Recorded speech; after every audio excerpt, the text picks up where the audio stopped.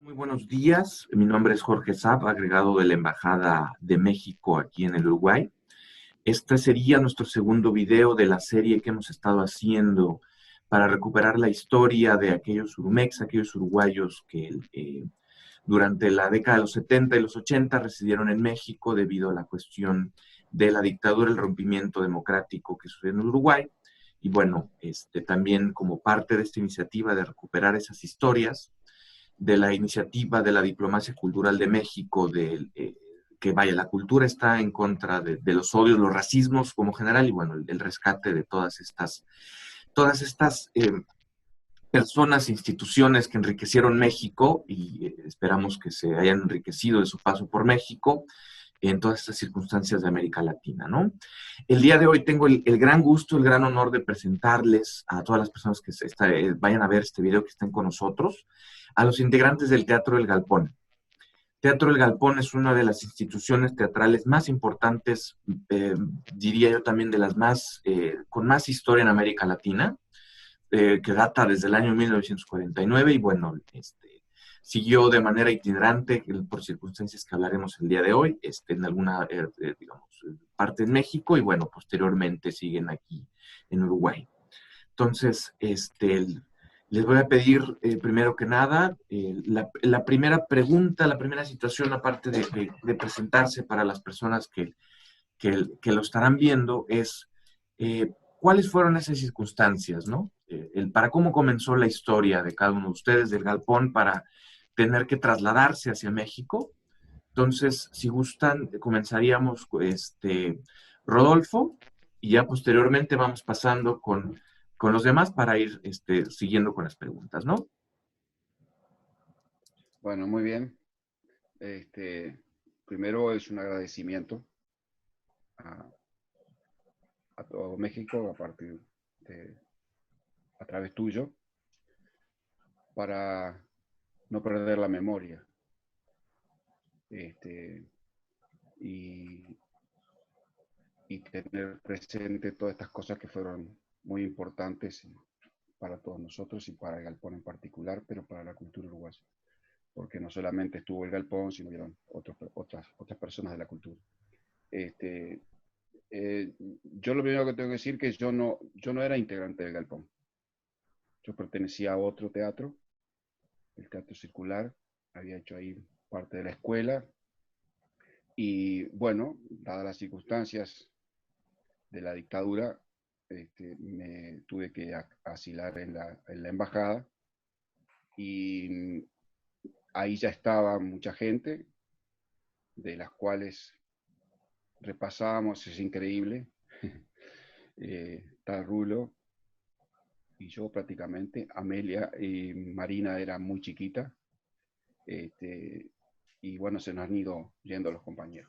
Este, yo tuve que entrar a la embajada y ahí este grupo de compañeros que ya iban con la firme idea de montar el galpón en México, seguir trabajando ahí, y se me invitó a integrar el galpón de una forma muy particular porque el galpón hay que hacer un proceso para entrar al galpón como actor, pero bueno, en ese momento era muy... Y esa fue mi integración al galpón, y a partir de ahí, hasta el regreso, participé en el galpón y tuvimos la construcción de la sala, las giras y todo lo que nos dio México desde el punto de vista humano, ¿no? El habernos abierto también a un mundo que el Uruguay no conocíamos. Todo ese mundo prehispánico, todo lo que es América Latina, y nos permitió enriquecernos muchísimo, ¿no? Atahualpa decía que nos quitaron un país y nos dieron un continente. Y la solidaridad del pueblo mexicano que sin ningún tipo de protocolo, así, el pueblo mexicano es solidario por excelencia, ¿no? Tan solidario que, bueno, fueron un poco solidarios con Cortés. Este, y, pero viene la solidaridad de México y su política de asilo es histórica, ¿no? Hasta el día de hoy inclusive, ¿no? Entonces, para nosotros fue maravilloso habernos tocado estar en nuestro exilio en México, ¿no? Fue realmente muy enriquecedor. Pensamos que, bueno, sí, algo quedó del galpón, de esa experiencia. Nosotros recorrimos todo México, todo de Tampico a Tijuana, de Tijuana, yo qué sé, a Oaxaca, de Oaxaca, bueno, ahora no hay otra forma que recordar esta desgracia que pasó ahora con este terremoto que hubo. Y bueno, vivimos algunos momentos difíciles, supimos lo que es, cómo se mueve la tierra. Y nosotros, creo que no sé si en otro lugar de América Latina hubiéramos tenido la posibilidad de haber creado, refundado el galpón en el exilio. La solidaridad fue casi instantánea, inclusive en momentos que nosotros momentos críticos que tuvimos, la gente se brindó.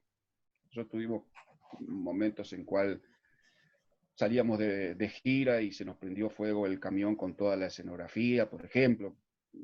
Fue muy grave esa situación en el estado de Guerrero, y la solidaridad que hubo fue absolutamente impresionante. Es decir, de llegar gente, por ejemplo, y darnos la llave de una combi, decir, acá tienen la combi, úsenla. Los que estábamos en la parte técnica, vino una persona que su abuelo o su padre, no sé, era exiliado español y tenía una gran carpintería y nos dijo, vayan a hacer la escenografía ahí, usen toda la madera que quieran, y era una carpintería muy, muy grande, y ahí trabajamos. O sea, llegaron gente con máquinas de coser, digo, esa es la solidaridad que no sale en los periódicos, que no sale en ningún lado, y que sale del alma de los mexicanos, de esas cosas que tienen arraigada. Y no estoy pasándote la mano porque esté hablando con el agregado cultural de la embajada. Digo, esto es una cosa que nosotros lo llevaremos hasta el día de nuestra vida, ¿no? Porque fue un momento de casi 9 años donde sí tuvimos al comienzo algunas dificultades, como lógica, pero esas dificultades se solucionaron con la solidaridad y la ayuda de compañeros mexicanos que se arrimaron. Tuvimos actores mexicanos trabajando con nosotros, y siempre que necesitábamos estaban ahí. Eso es así, y lo recordaremos. Bueno, tenemos hijos mexicanos. Mi hija, por ejemplo, tiene su pasaporte mexicano y nació y está inscrita en Coyoacán, y bueno, y así, muchos. O sea que, y además tenemos que partir de la base que muchos estábamos en una etapa de la vida muy importante. O sea, andamos en los 30 años, entonces dejamos ahí, nos formamos de alguna manera como hombres de teatro, pero como seres humanos, en ese periodo en el cual uno está desarrollando muchas cosas, y no fue complicado, ¿no? Yo personalmente tuve, por ejemplo, la posibilidad de irme a Suecia, y por suerte no me fui. Parte de Realmente. todas esas cuestiones, vaya, ¿no? De esos lazos que se generan, que de alguna manera Uruguay, México pasarán los años, pero bueno, ¿no? Como dicen, la cuestión de los lazos familiares, los años formativos, que muchos de estas personas el otro día que comentábamos, ¿no? De que eran las que se fueron eran personas jóvenes y bueno, y unos niños, otros nacieron allá, otros ya, entonces se mantiene esa cuestión particular, ¿no? Me gustaría aprovechar también para preguntarle a Rulo, Amelia, eh, cuando digo, uno lee, yo en esas épocas yo no existía, pero uno, toda la información documental que consultos habla mucho de algo en particular, ¿no? Que al principio la gente pensaba que, al principio del 73, 74, pensaban que esto iba a ser una situación que no duraría tanto, ¿no? Sin embargo, quería yo preguntarles, ante esta cuestión de, bueno, si nos vamos, no nos vamos, ¿cómo toman la determinación de partir? ¿Cómo toman esa decisión de llevar el galpón, de salir ustedes? Surge la opción de México. ¿Cómo fue esa situación? Bueno, primera cosa, nosotros habíamos estado presos en un lugar difícil, que era bueno, todos los lugares de detención en la dictadura eran difíciles, ¿no? En lo que se llama supuestamente la inteligencia de la policía y el departamento 6. Y habíamos sido torturados con un grupo de compañeros del galpón, todos dirigentes del galpón. Entonces, cuando nos ponen en libertad, fue gracias a una campaña internacional impresionante que se hizo de sindicatos, de grupos de teatro, de ministerios de cultura de todo el mundo. Eso fue maravilloso y nos enteramos recién al salir de eso. Fue tan pesada la carga, era un costo político tan grande para la dictadura, pues en definitiva por un grupo de teatro que nos habían puesto en libertad.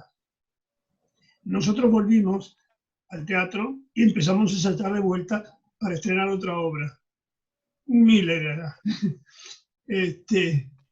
Y bueno, se ve que por nuestra tosudez ellos se alertaron de que no era posible.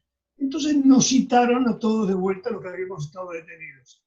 Por supuesto, no teníamos interés ninguno de estar de vuelta en las mismas condiciones que habíamos estado antes, y porque habíamos sido torturados como decenas de miles de uruguayos, es decir, no fuimos los únicos. Y entonces fuimos resolviendo porque sabíamos que la única embajada que recibía gente era la de México. Y fuimos entrando de a uno. A mí me llevó una cuñada y fue muy cómico porque yo entré, abrí una puerta, golpeé, entré, y entonces le digo a una señorita que estaba atrás de un mostrador, vengo para asilarme. Y muy nerviosa me dice, no, no, señor, es la puerta de enfrente, de otro lado del corredor. Bueno, ahí entré y por supuesto tuvimos la entrevista con el embajador, que era muy estricta. Y nos llamaba la atención las preguntas inteligentes que hacía, tratando de saber si realmente correspondía o no, que estuviéramos pidiendo el asilo.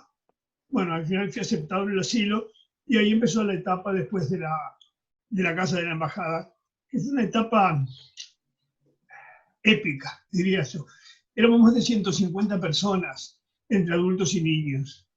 Si bien la casa era muy grande, no daba para tener a tantas personas, pero se hizo una organización apoyado por el embajador, en que había un grupo que cocinaba, un grupo que limpiaba, un grupo que atendía a los niños, un grupo que se encargaba de ver qué se necesitaba para comer.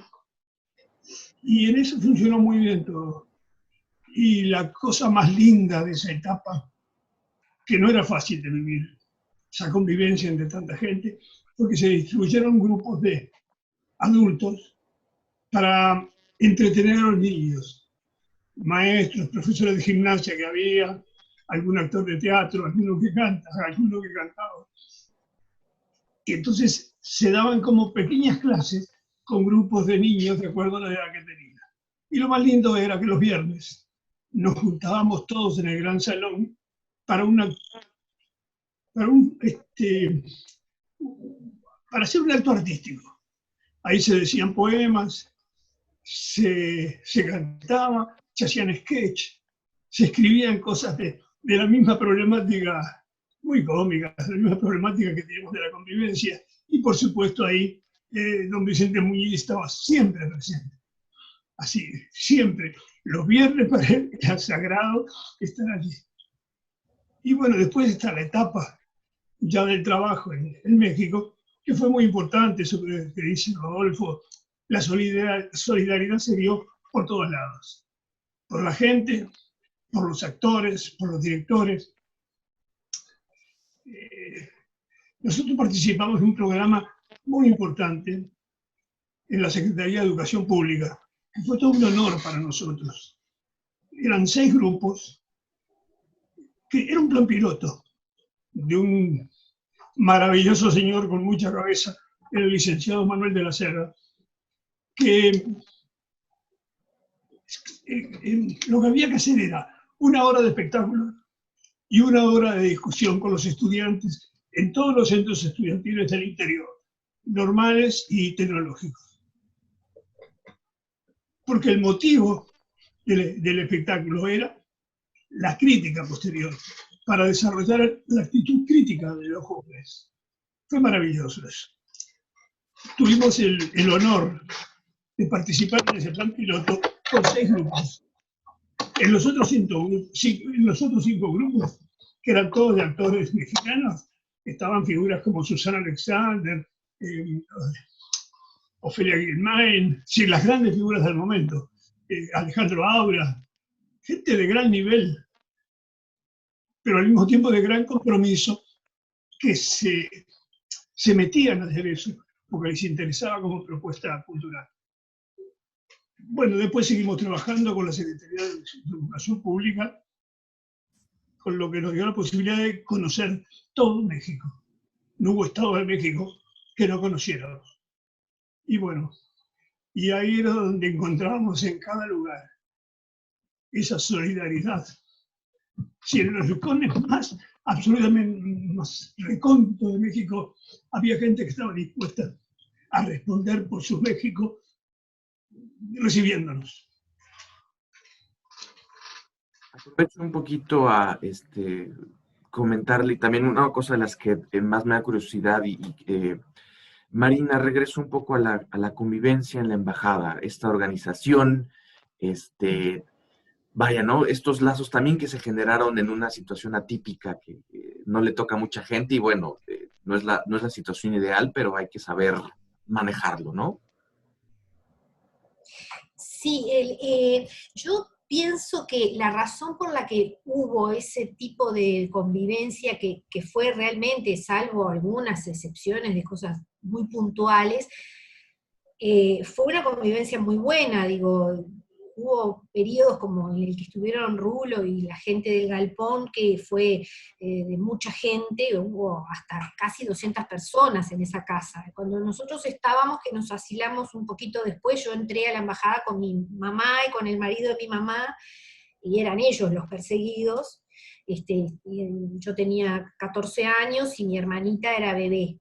Pero igual, éramos como 100 personas. Y creo que una de las razones, uno de los elementos es que todos provenían de organizaciones, todos eran personas que eran sindicalistas o pertenecían a un partido político o militaban en cosas colectivas, o bueno, en el caso del Galpón además, o sea que tenían una vida orgánica, colectiva. Creo que eso fue uno de los elementos. Otro, por supuesto, fue el embajador y el personal de la embajada. No solo el embajador, sino también el Cuitláhuac, el agregado cultural de ese entonces, su señora, la señora, el ama de llaves, Teresa. Después había otro hombre que hacía mandados y cosas, que era el que le encargaban las cosas que compraran en el supermercado, que se llamaba Mari. Y después estaba Servando, que era un veterano que estaba ahí, que limpiaba, ayudaba, que era el marido de Teresa. Ese era el personal que tenía. Y después todo se hacía lo hacían los asilados, se organizaban en una cosa que se llamaba Comisión de Convivencia, y en esa Comisión de Convivencia se repartían las tareas, y las personas cumplían una semana esa tarea. Por ejemplo, lavar la escalera grande, lavar la escalera amarilla, que era la del fondo, el baño rosado, distintas cosas. Y también estaban los compañeros que daban clases. En mi época no había mucho artista, entonces no hacíamos muchas cosas de encuentros de arte, pero sí hicimos las Olimpiadas, así los 76, por ejemplo, que era nos dividimos en equipos y había carrera de embolsados, hacer un jingle. Me acuerdo que había un equipo que estaba formado por un compañero que tocaba la guitarra y todo, y los otros eran un médico, un ingeniero, unos duros así, total, que no tenían menos gracia, entre ellos estaba mi padrastro. Y entonces tenían que hacer un jingle, inventaron un jingle y el hombre tocaba la guitarra, todo bien, y ellos hacían bom, bom, bom, bom, bom, bom, bom, bom. Ese era el gran aporte artístico que tenía cada uno de acuerdo a sus posibilidades.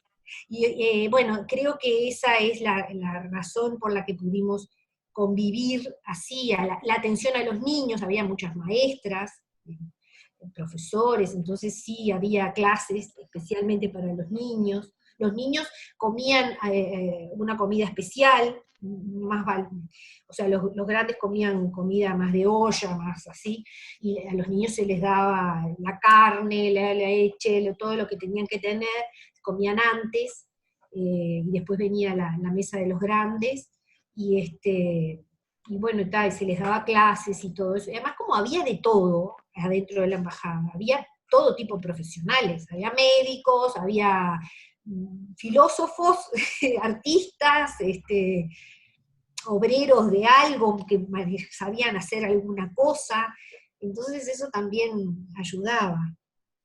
Creo que no quiero ahondar más, pero creo que la personalidad del embajador fue muy importante en esa cosa, porque era un hombre que era como tu pariente, era como alguien que uno, al cual recurría como un pariente, como una persona cercana, cálida, humana, y establecía con cada uno una relación especial. Decía, a fulano le hacía un chiste, a Mengano, como Mengano discutía de política, con el otro de literatura, era un hombre sumamente culto. Conversaban mucho de Onetti, se sentaban y hablaban horas, y además era muy atento a las particularidades y las necesidades de cada uno, porque todas esas personas que estaban ahí haciendo eso, estaban todas en una situación límite en la vida, les estaba pasando algo muy fuerte,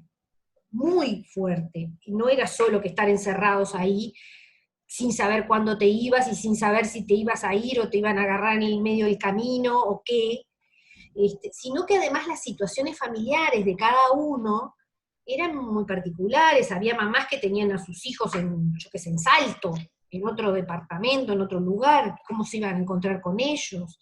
En el caso de mi familia, por ejemplo, estábamos ahí todos porque mi padre estaba preso y no había manera de pedir el permiso para que yo pudiera salir.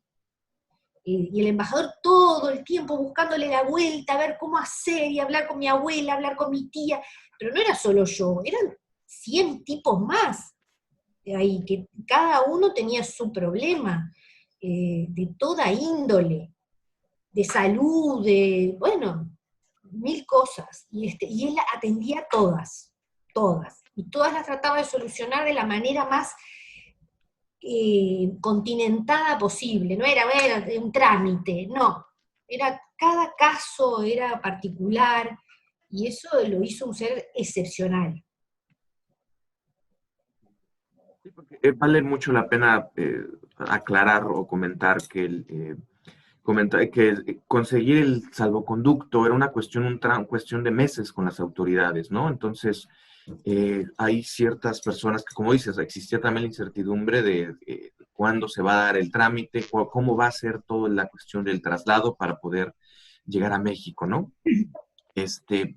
Les hago una pequeña pausa. Lo que pasa es por las limitaciones de la tecnología nos van a cortar en 2 minutos. Lo que podemos hacer es ahorita que nos corten, repetimos la operación, volvemos a hacer la llamada para seguir con el diálogo, ¿no? Pero por lo pronto aprovechamos lo que tenemos. Yo quería preguntarles también cómo fue esa llegada a México, ¿no? Comentaba Rodolfo al principio, bueno, eh, eh, un país, si bien latinoamericano, bueno, distinto, ¿no? Llegar después de una nueva etapa, estar allá, descubrir, no sé, tal vez una ciudad enorme con millones de personas. ¿Cómo fue ese pequeño cambio? Entonces, regresaría contigo, Rodolfo, si gustas, para comentarnos un poco.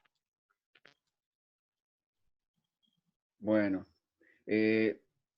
mi llegada, cada llegada tenía sus características. Yo llegué junto con Humboldt Ribeiro, un gran actor,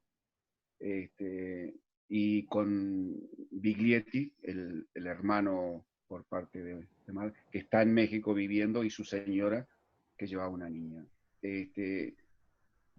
Para mí, yo tengo la peor imagen cuando llegué, porque el grueso del galpón estaban en otro hotel. Y a nosotros nos llevaron, primero que nos llevó, bajamos del avión y nos llevaron gente de gobernación en un coche. Y los policías son iguales en todo el mundo, son desagradables en todo el mundo. Policías de particular, nos llevaron por el peor lugar de entrada a México, después nos dimos cuenta, por unas colonias que, terrible.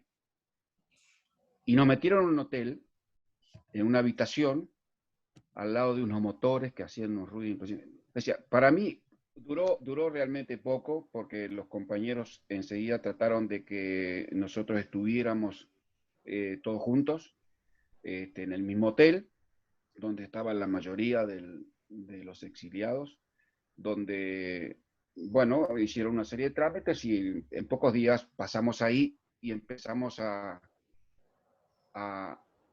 convivir saliendo del hotel, estaba muy cerca del Ángel, entonces empezamos a ver México.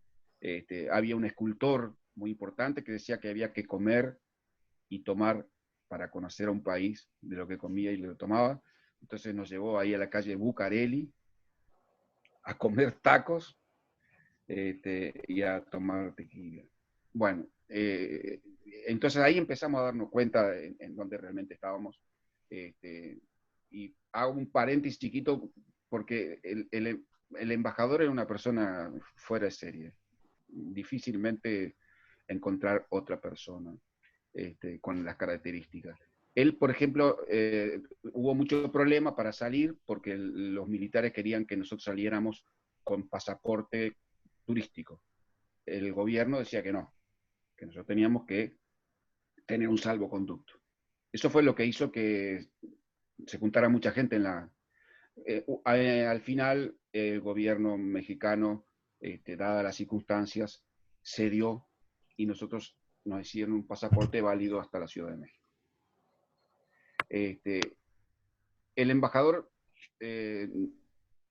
donaba, todos entramos con una muda, una ropa.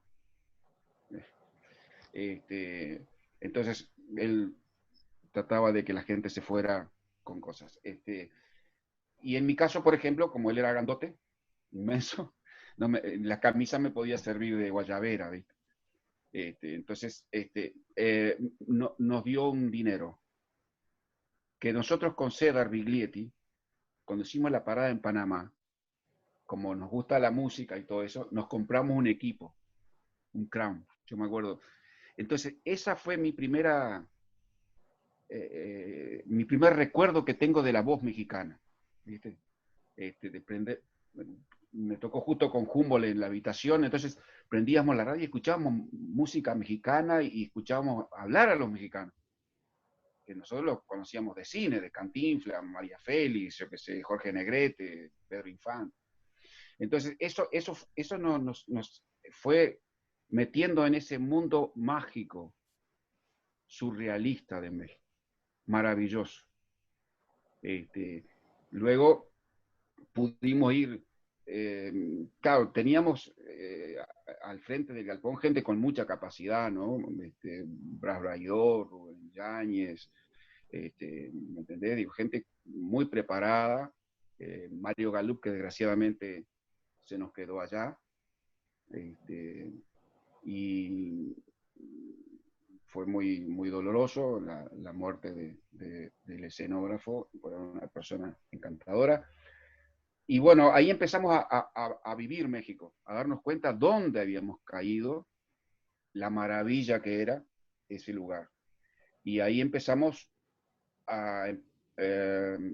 nosotros éramos obreros, había alguien que trabajaba más, hacía los contactos, no conocíamos nada del mundo artístico mexicano, y bueno, ahí se optaron por hacer una obra infantil, entrar por ese camino, porque además teníamos problemas con el idioma, que si bien hablamos el español, si yo hablo como estoy hablando ahora y medio rápido, el mexicano nos quedaba mirando, y nosotros también, en muchos casos. Después, bueno, entonces hicimos una obra infantil que levantábamos las camas de la habitación, y ahí empezamos una improvisación y sacamos una obra que tuvo mucho éxito, que se llamaba Candelita, Los Cuates de Candelita, que la hicimos durante mucho tiempo, sacamos un premio, yo qué sé. Y ahí fuimos descubriendo a ese México, ese México mágico. Fuimos a lo que nos gusta la plástica, yendo a los museos, bueno, entrar al museo de antropológico, por ejemplo, empezar a ver las ruinas mayas, interiorizar en ese mundo que nosotros no conocíamos. Nosotros somos un país que miramos mucho a Europa, la Suiza de América, y nos permitió encontrar ahí, bueno, empezamos a relacionarnos con gente importante, yo tuve mucha relación con Gabino Palomares, con Amparo Ochoa, entonces la música, que es una cosa importantísima en México, ¿no? Digo, tiene unas raíces muy profundas, igual que la plástica, ¿no? Digo, entonces ahí fuimos entrando en ese mundo que al principio, bueno, nos costó un poco, pero creo que, así como tú decías que el uruguayo es descontracturado, y es cierto, somos más... el mexicano, yo creo que hay primero como una primera encuentro en el cual puede ser un poquito más protocolar, pero inmediatamente que tú logras que él te acepte en su casa de usted, ya cambió absolutamente todo. Es decir, encontrás al verdadero mexicano solidario, que, bueno, su casa de usted no es una frase nada más, es un pensamiento, ¿no? Es decir, te ofrece tu casa. Yo, si te digo a vos, te invito, vení a casa. El mexicano dice, su casa de usted. Eso no es un juego de palabras, es algo mucho más profundo.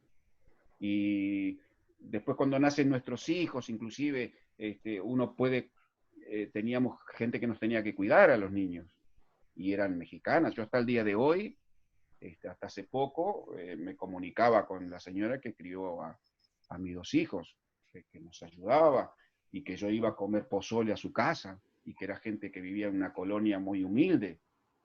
¿Me entendés? Entonces digo, ahí empezaba a descubrir ese mundo, y empezabas a descubrir la historia de México también, ¿no? Que que todo esto tiene relación con eso, con toda su historia de despojo, todo lo que fue este descubrimiento, y que fue terrible, ¿no? Y bueno, empezamos a descubrir todo eso y nos empezamos a encariñar con ese pueblo. Y hasta el día de hoy, yo qué sé, si entras a mi casa vas a encontrar muchas cosas mexicanas, muchas.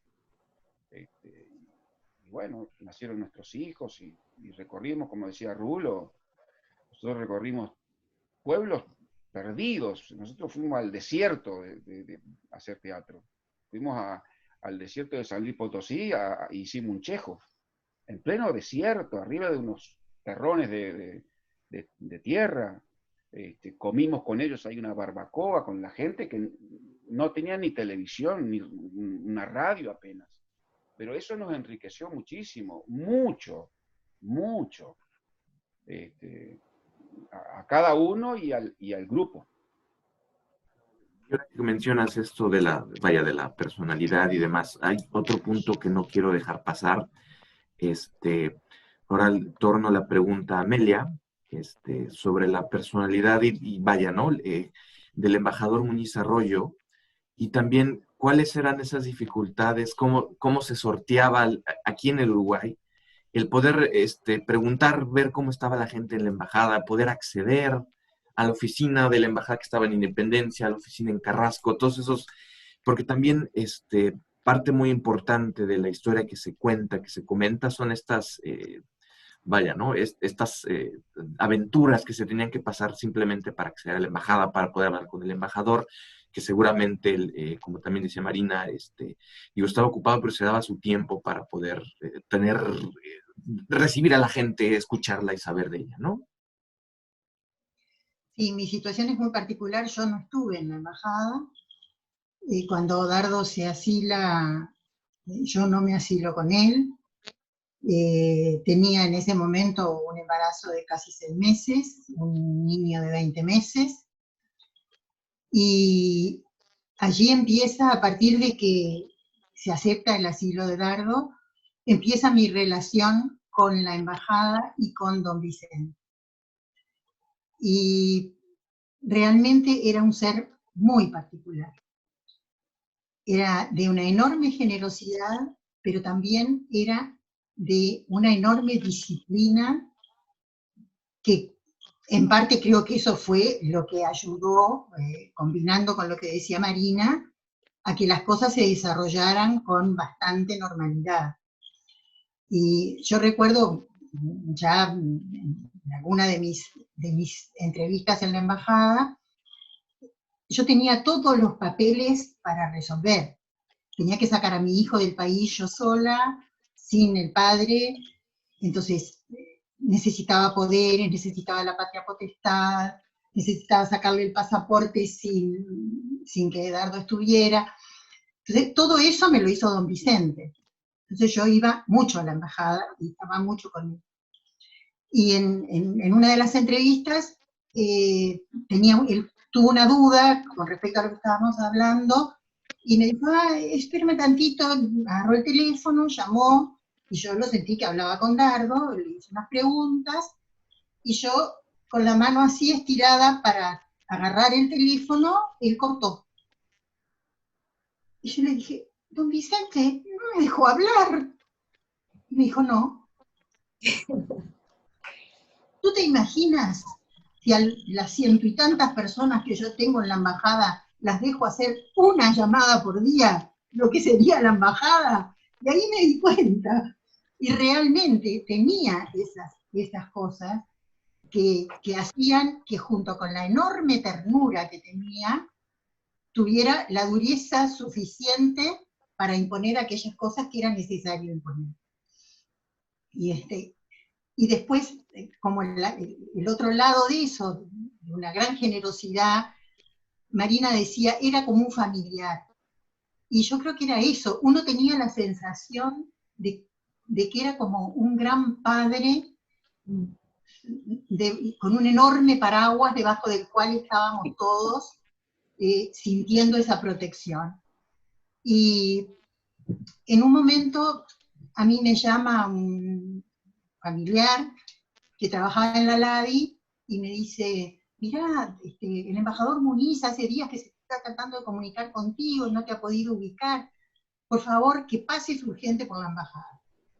Bueno, yo fui para la embajada y empezamos a conversar y él me dijo, bueno, mira, yo le pedí a muchos familiares de los compañeros que están en la embajada que les acercaran un equipaje porque en algún momento se van a tener que ir y necesitan llevarse lo imprescindible. Pero ese plazo venció ayer. Nosotros ya entregamos todos los equipajes en la línea aérea. Te voy a decir algo, porque te tengo confianza, pero no se lo puedes decir absolutamente a nadie. Dardo se va mañana y sale un grupo de gente. El primer grupo que va a salir para México. Entonces, tú vas a ir al aeropuerto a las 10 de la noche, va a haber una persona de la embajada esperándote, le vas a entregar la maleta y él se va a encargar de resolver el tema del equipaje de Dardo. Bueno, yo le agradecí pilas, le agradecí ese momento, le agradecí todo lo que venía desde atrás. Y me levanto para irme, me voy a despedir, él va conmigo hacia la puerta y me dice, no te vas. Yo te voy a sacar, porque si no, no vas a salir. Y realmente, cada vez que yo entraba a la embajada, siempre entraba con un poco de miedo, porque eso que contaba Dardo, hay una puerta de un lado, otra puerta del otro, era así. Una parte de la embajada, la parte consular estaba de un lado, del otro lado estaba la parte comercial, y había un corredor en el medio. El corredor no era tierra mexicana. En ese corredor, los policías de particular estaban sentados en el suelo con sus mates, sus mochilas. Y bueno, yo pasaba entre todo eso y entraba a la embajada siempre con un poquito de miedo. Porque además, si bien yo no me había asilado, yo también tenía problemas. Entonces, cuando intenté sacar el pasaporte, no me lo dieron, tuve varios interrogatorios antes de que me dejaran salir, yo había estado preso un tiempo atrás, bueno, en fin, una cantidad de situaciones que también me hacían la situación difícil. Y entonces, él me acompaña, salimos, atravesamos la puerta, siento todavía en mi brazo la mano apretada de don Vicente, me llevó agarrada, salimos, fuimos directo al garaje, subimos a su auto, y manejando él, me dijo, no, yo ahora te voy a llevar hasta la puerta del banco. Yo trabajaba en un banco, en el banco holandés, frente a la embajada actual, y me llevó hasta la puerta del banco, hasta que entré al banco, no se fue. Entonces, ese era don Vicente, el mismo que después que ya estábamos en México, había pasado, yo creo que cerca de un año que estábamos en México, él regresado a México, hicimos un estreno del Galpón, al cual se le invitó, lo fuimos a buscar, lo llevaron al teatro. Cuando terminó el espectáculo, me encontré con él, y pensé, se acordará don Vicente quién soy yo después de tanto tiempo. Habían pasado cientos de personas, de familiares. Entonces me acerqué a saludarlo con un poco de timidez, y antes de que le pudiera decir nada, me miró y me dijo, ¿qué fue, nena o varón? Entonces yo le dije, tengo una hija mexicana. O sea, eso, ¿no? Muy fuerte. Realmente era un ser muy excepcional. Marina y yo ya estamos llorando. Porque realmente, para nosotros también desde la afuera era muy difícil, porque uno iba teniendo noticias también de lo que pasaba dentro, incluso dentro de la embajada, ¿no? Bueno, ni que hablar lo que fue la salida del primer grupo. Cuando él me dice que tengo que ir al aeropuerto a llevar la maleta, yo voy al aeropuerto a llevar la maleta. Cuando salgo del aeropuerto, 11 y algo de la noche, veo que está llegando la caravana de autos con la gente al aeropuerto. a la entrada por la que entraron, que en realidad no fue la del aeropuerto, sino que estaba más cerca de la base en el aeropuerto. Y ver venir aquella caravana en silencio, en la oscuridad, adelante venía un camión del ejército, en el medio otro, al final otro, y las cosas que sucedieron en ese instante, él también con una firmeza. Hubo gente que se enteró y yo juro que no fui yo la que lo dije, tal cual don Vicente me pidió, pero hubo gente que se enteró que salía el grupo, y familiares que fueron al aeropuerto y que intentaron acercarse a los autos. Y don Vicente se bajó de su auto y enfrentó a esa masa de gente con una firmeza y les gritó: ustedes no se dan cuenta, están poniendo en peligro la vida de lo que más quieren, que es la gente que está dentro de estos autos, váyanse de acá. Entonces, esa mezcla yo creo que hacía de don Vicente ese ser tan particular que él fue, ¿no? Un ser muy, muy, muy divino. Para mí era una situación aparte muy especial. Yo viajé casi con 7 meses de embarazo, con un bebé en brazos,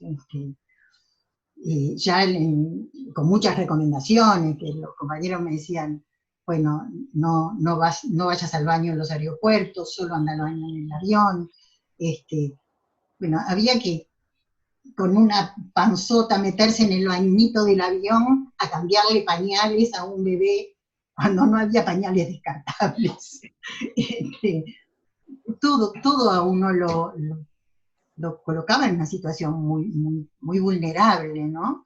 Y él eso lo entendió en una forma tan clara, tan humana, fue un ser muy divino. ¿Cómo fue la recepción del público mexicano del Galpón? ¿No? Me comentaron ustedes que recorrieron todo México, ¿no? Bueno, a pesar de que, a partir del premio que nos dio la crítica mexicana cuando el Festival de Guanajuato, a partir de eso se nos abrieron muchísimas puertas. Ya se nos habían abierto algunas puertas gracias a la solidaridad de gente de teatro que ocupaba responsabilidades en el gobierno, ¿no? Con Bellas Artes, con el Congreso del Trabajo, con ese tipo de cosas. Pero ahí fue donde se abrió realmente la posibilidad de hacer muchas cosas. Nosotros trabajamos mucho con un público muy lindo y muy especial, que era el de los jóvenes. Y la llegada nuestra a una normal o a un tecnológico del interior, porque hicimos mucho, sobre todo trabajo en el interior, era magnífico. Porque las muchachitas de 14, 15, 16 años ya nos reconocían cuando íbamos la otra vuelta con otra obra. Y se arrimaban a nosotros. Muchas veces comíamos con ellos. Una comida muy simple. Yo me acuerdo de un lugar que estábamos, una normal, porque en general los directores eran gente espléndida, maravillosa. Nos dijo: van a comer con nosotros, ¿quieren? Sí, por supuesto. Bueno, entonces cuando estábamos en el enorme salón con todos los alumnos, dijo: bueno, vamos a compartir lo que tenemos, el pan y la sal. Y realmente una comida muy modesta, y la compartimos con ella. Ese tipo de comunión era muy lógico, era muy fácil, porque la gente mexicana, los jóvenes mexicanos son así. O de repente nos presentábamos en un lugar y salía un profesor y un maestro jubilado, nos llevaban a su casa a comer algo, a comer una barbacoa, porque querían estar con nosotros. Ellos no tenían nada que ver con nada, gente mayor, divinos. Y de ese tipo de cosas nos pasaban, pero montones. Entonces la recepción fue muy buena. Las 2 veces que tuvimos realmente público, sí, fue con Un hombre es un hombre, que nos fue muy bien, sobre todo porque la gente de teatro apreció mucho el espectáculo, y después cuando hicimos al final una temporada con Pluto de Aristófanes, que fue un espectáculo que realmente gustó muchísimo y que lo hicimos durante todo el tiempo. Y eso que dice Rodolfo, ¿por qué empezamos con un espectáculo infantil?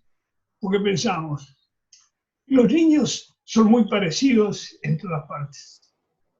Nosotros manejamos lo que es un espectáculo infantil y eso va a ser posible que nos logre una comunicación así de primera. Y así se dio. Fue un espectáculo muy bien recepcionado, con plateas de 400, 500, 600 niños, maravillosas, que aceptaban ese espectáculo que habíamos hecho en Los Cuates de Candelita, que lo hizo el poeta Saúl Ibargoyen Islas, que fue un compañero que se quedó en México, que tuvo muchísimos premios, hizo una gran tarea de incluso descubrimiento de poetas mexicanos, y que falleció hace un par de años. Extraordinario compañero y amigo, además de un gran poeta. Viendo todas las historias, comenzando a ver. También otra cosa que mucha gente imaginaba, o que particularmente estoy citando un texto que yo leí del embajador Vicente Muñiz, que él, al principio él también pensaba que iba a durar muy poco, ¿no? Y también él pensaba que muchas de estas personas, o la gran mayoría, se iban a quedar en México, se iban a repartir por otros lugares del mundo, y que ya tiempo después, en perspectiva, le sorprende mucho que estos uruguayos, la gran mayoría regresaron, ¿no? Entonces, Marina, te consulto a ti en esta parte particular. Una vez que se abre la posibilidad de regresar, ¿cómo es que ustedes, bueno, también si ustedes gustan intervenir, no hay problema, cómo deciden este regreso y cómo es también ese regreso al Uruguay después de todo este vaivén, después de estos años formativos en México, de estos años profesionales? ¿Cómo fue ese retorno? Bueno, por un lado, decir que creo que la mayoría, la inmensa mayoría de las personas que nos fuimos en estas condiciones, inclusive niños, como era en mi caso, íbamos ya sabiendo que íbamos a volver al Uruguay. O sea, estaba como en el... No sabíamos cuándo, pero sí sabíamos que era parte de la condición, no sé por qué. O sea, después sí hubo una decisión orgánica, digamos, de decir, de cara al Uruguay era la consigna. Nosotros vivimos todo el exilio de cara al Uruguay, y todo lo que se hizo buscando eso desde ese lugar. O sea, ellos, los compañeros del Galpón, participaron activamente en la denuncia de la situación en Uruguay, la denuncia de los atentados contra los derechos humanos, en las jornadas de la cultura uruguaya en el exilio que se hicieron en todas partes. En México se hizo una enorme, magnífica, que estuvieron la Nueva Trova Cubana, Citarrosa, Camerata, Biglietti, artistas de todos lados, por supuesto de México también. O sea, el exilio uruguayo fue un exilio, todo el exilio uruguayo en todas partes, pero en México particularmente, un exilio muy particularmente organizado. Nosotros teníamos una organización que se llamaba COSUR, que era Comité de Solidaridad con Uruguay, donde estaban todas las fuerzas, estaban los distintos partidos, la representación de la CNT, todo funcionando en el exilio, y vinculado con el interior del país, y con los presos, y con la gente que estaba en la clandestinidad. O sea que siempre fue un exilio muy politizado y organizado. Eso es así. Y eso estaba en todos nosotros. Una de las cosas que vivíamos todos, y nosotros que éramos chicos también, era que íbamos a volver, que estaba dentro. Voy a contar una cosa personal, para que ellos después cuenten cómo decidieron volver. ellos el galpón, ¿no? Porque yo en ese momento era chiquita y digo, era muy jovencita y recién estaba entrando como una becaria en el galpón, en ese momento de la vuelta. Pero la cuestión es que un día yo estaba de becaria ahí, ellos estaban de gira, en ese momento estaban en Argentina o en Brasil, en Argentina. Estuvimos ahí. Bueno, Y estuvimos en los entonces, dos lados. ahí está, estaban de gira y yo estaba, me había quedado obviamente, porque yo no trabajaba muchas obras ni nada, era eso, como una becaria, como una aspirante, yo qué sé, no sé. Bueno, entonces estaba ahí la administradora Maruja, nuestra compañera Maruja, en la sede del Galpón, y yo llegué con el dinero para anotarme unas clases de flamenco. Llegué, ay, voy a ir al Galpón y después me voy a ir a anotar a las clases de flamenco. Llego y me dice Maruja, ¿sabés que llamó la mujer de uno de los compañeros? Me llamó la mujer de uno de los compañeros, ¿sabés lo que dijo? La queca. ¿Sabés lo que me dijo? Que preparara, que el marido le dijo, el güero, que le decíamos el güero, que preparáramos la valija porque nos íbamos. Y yo dije, yo no me anoto nada en el flamenco, porque si nos vamos a ir, eso fue lo único que, o sea, no hubo un razonamiento filosófico ni nada, era como, fue un pensamiento inmediato. Ah, no, entonces no me anoto, si nos vamos a ir era como algo que en algún momento iba a pasar. Nada, eso. Y ahora que ellos cuenten lo que realmente, cómo fue, ¿no? Porque es muy rico todo el retorno previo que ellos hicieron acá cerca, a Brasil y Argentina, y cómo la conexión con la gente que estaba acá adentro, en Uruguay, bueno, todo eso.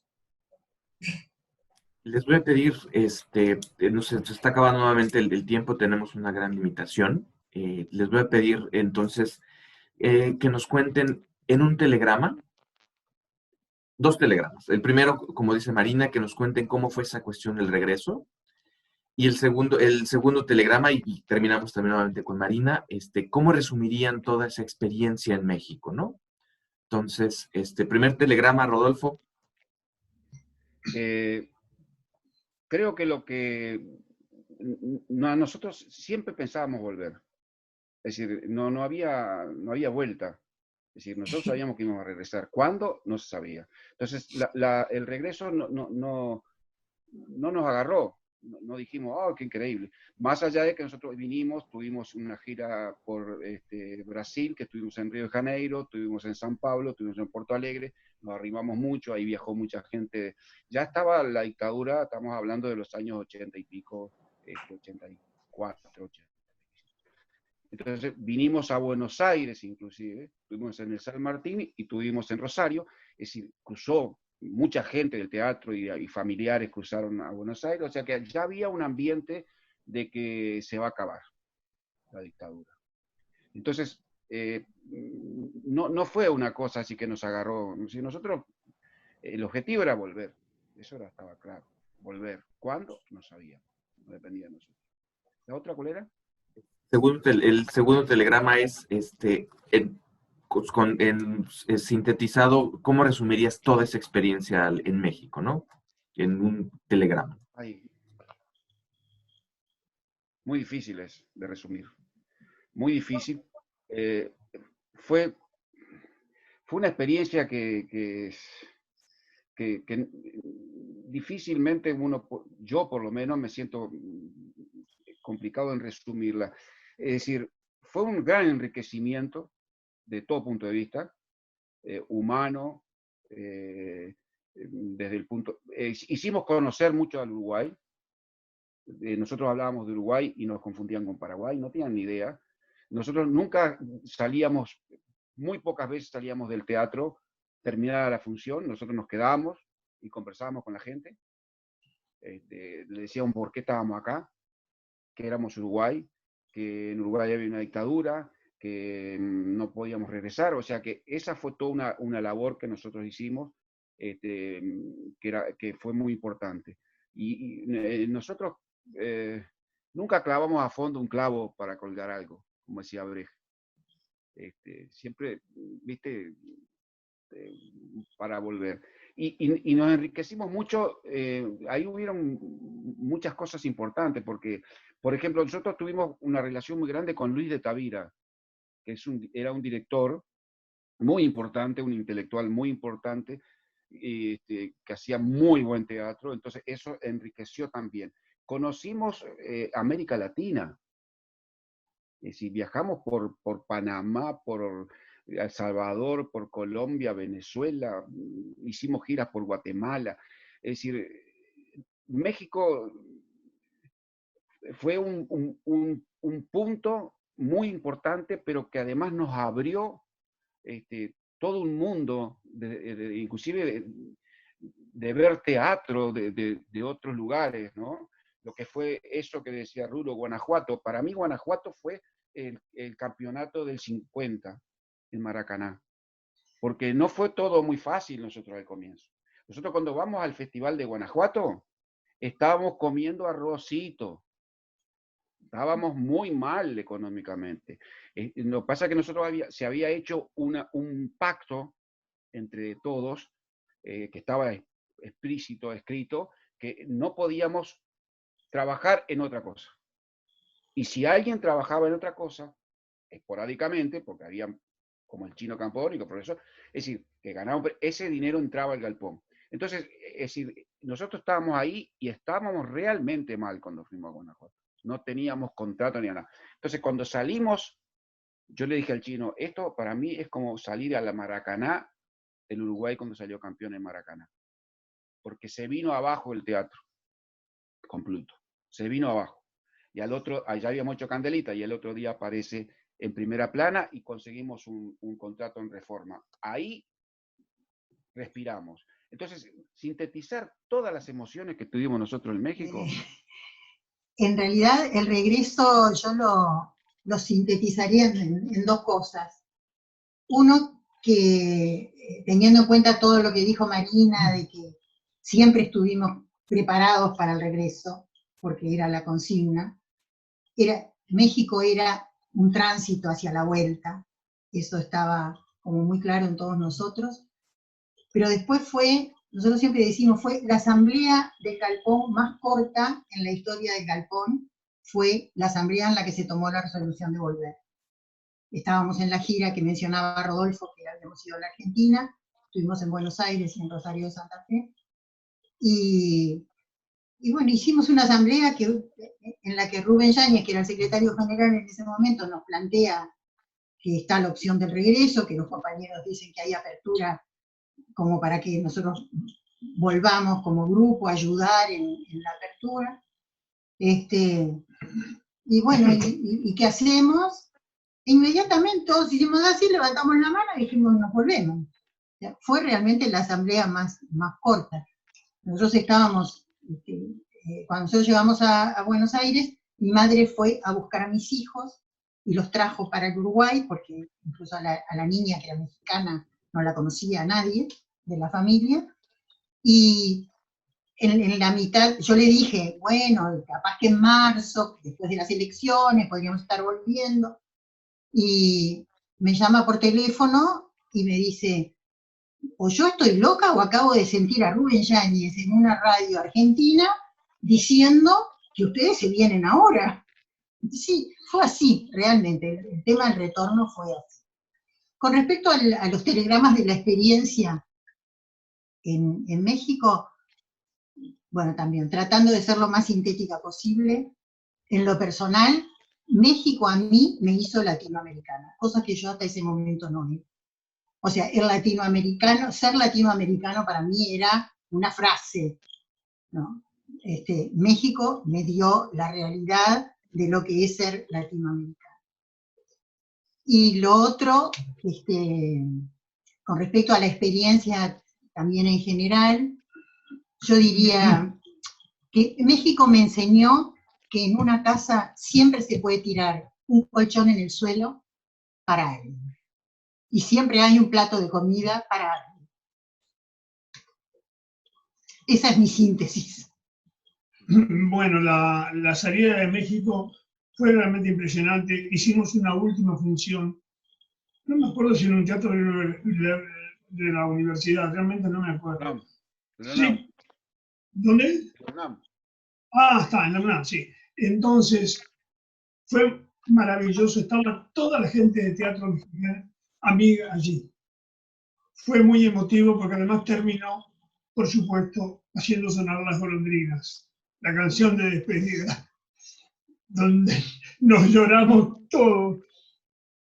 Y después, eso fue lo que para mí es la síntesis de México, es la demostración de hasta dónde puede llegar la solidaridad, hasta dónde podemos aprender a ser solidarios, desde esa cosa que para mí sigue siendo impresionante, es muy conmovedora, que la gente de teatro mexicana, como digo yo, nos hayan hecho un lugar en la mesa para comer sin hacernos ningún problema porque éramos extranjeros, eso es maravilloso.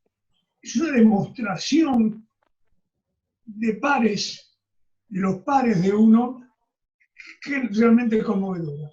Y bueno, y la vuelta acá tuvo además otro momento tremendamente emotivo, que fue el venir por toda la Rambla, 16 kilómetros desde el aeropuerto de Carrasco hasta el centro de la ciudad, hasta la ciudad vieja, con la gente masivamente en la calle, recibiéndonos. Ahora, es que yo no sé, recibiéndonos y alegrándose porque estábamos juntos. Eso fue maravilloso. Es el mejor premio que podíamos tener. Nada más. Marina, nos hace falta tu segundo telegrama. Bueno, ¿me repite la pregunta? En un telegrama, lo más que se pueda sintetizar la experiencia en México con México, ¿no? Bueno, la experiencia con México, bueno, yo llegué a los 14 años y me volví a los 22, o sea que toda mi adolescencia y los momentos cruciales de mi vida que definen a un ser humano los hice en México, con mis amigos mexicanos. Porque nosotros teníamos como dije, mucha actividad de la colectividad uruguaya, pero vivíamos la vida con mexicanos, ¿no? Y yo iba a una prepa, y a una secundaria, y a una prepa, y tenía mis amigos, mis novios, mis amigas de toda la vida, que siguen siendo, son mexicanos. Y o sea que, bueno, yo vivía la vida de uruguayos y después hablaba como mexicana y hacía cosas de mexicana y, y íbamos a reventones y hacíamos esas cosas que hace la gente joven allá y no sé cómo lo resumiría, es parte de mi vida, o sea, como para todos, estoy segura que todos, los grandes y los chicos, todos los días mencionamos a México por alguna razón. Todos los días. Porque, es más, yo sigo diciendo, allá en México tal cosa, allá en México, todos los días, por algo, además de la herencia que le dejas a tus propios hijos.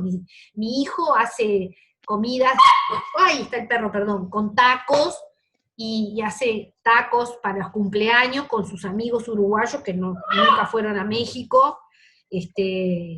Mi hijo hacemos pollo con mole y hacemos la comida, así como allá decíamos, nos juntábamos para hacer asados, acá hacemos taquizas, y mi hijo y su novia, y todos los amigos de él que no tienen nada que ver con México, conocen los tacos, conocen cómo se hace tal cosa, hacen pollo con mole, o sea, digo como ejemplo de que no es un pasaje en la vida de alguien, es vida que queda metida dentro de uno y que hereda después a sus descendientes. Les agradezco, no saben cuánto, ha sido para mí un gusto y un gran honor. Tampoco quiero dejar pasar dejar el agradecimiento a Blanca de Francisco, que es ese puente que se mantiene entre la embajada y todos estos urumex, es campeona de los uruguayos en México, los mexicanos en Uruguay, y no me queda otra cosa más que nuevamente agradecerles. Esperemos que este contenido para la gente que lo conoce, que se acuerde, que se quede. Y el otro objetivo es también que la gente que no lo conoce sepa qué pasó, ¿no? ¿Qué fue lo que sucedió? Unidos, vamos a seguir intentando recuperar todo lo que podamos. Y bueno, aquí en la Embajada de México, en México, sepan que su casa, nuestra casa es casa de todos ustedes, ¿no? Gracias. Muchas gracias. Muchas gracias.